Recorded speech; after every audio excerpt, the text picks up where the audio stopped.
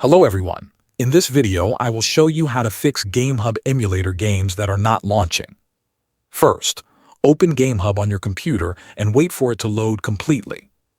After that, go to the Emulator section or open the Settings menu depending on the version of GameHub you are using. Look for the firmware option and open it. Here you should see a button called Download Now.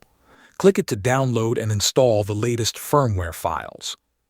These files are required for many emulators to work correctly, so let the download finish before closing the program.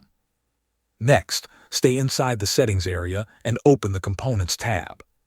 This section allows you to install important runtime files that many games and emulators depend on.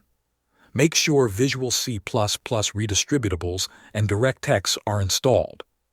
If the issue continues, check for GameHub updates or reinstall the affected emulator. Thanks for watching.